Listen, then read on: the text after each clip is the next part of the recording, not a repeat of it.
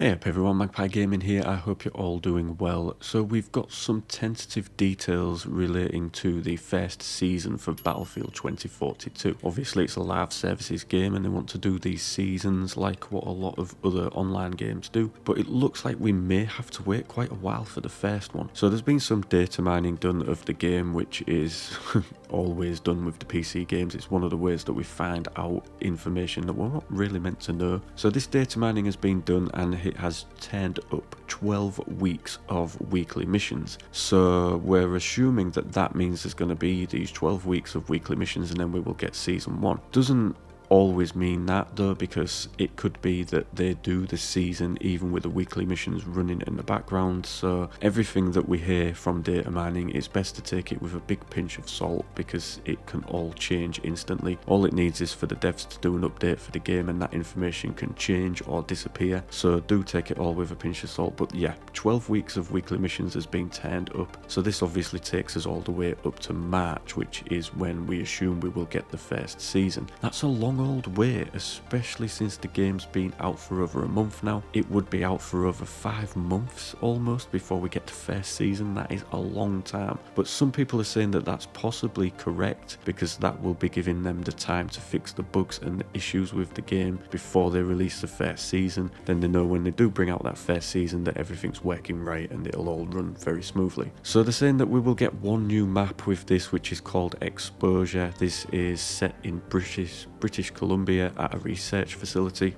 and we've also got the little blurbs to go along with this map depending on which faction you choose, whether it's the Americans or the Russians. So if you choose the Americans, it's meant to say that seismic activity in British Columbia has damaged a Canadian US research facility base. A landslide has exposed the interior and damaged the surrounding area. The Russians wrongly alleged that this has revealed a military weapon and are deploying forces onto Canadian soil to secure it. So if you play as the Russians, it reads: a landslide in the Canadian Rockies granted us a view inside the Black Ridge facility, and what we see is a direct threat, a weapon that cannot be allowed to continue to operate. Today's mission is urgent. You will travel to the base along with our allies, then secure all sectors on site. Now we would also expect there to be some new weapons with this as well. Obviously at the moment we've only got I think 22 weapons in the game. It needs a lot more, way more. So I would expect that some new weapons will come out with this as well. But is that enough to justify such a long wait? I don't know. We'll have to wait and see exactly what we get and when we get it. Like I say, take it all with a pinch of salt. It could come a lot sooner than this. I was expecting it to be around the end of January when we would get the first season, but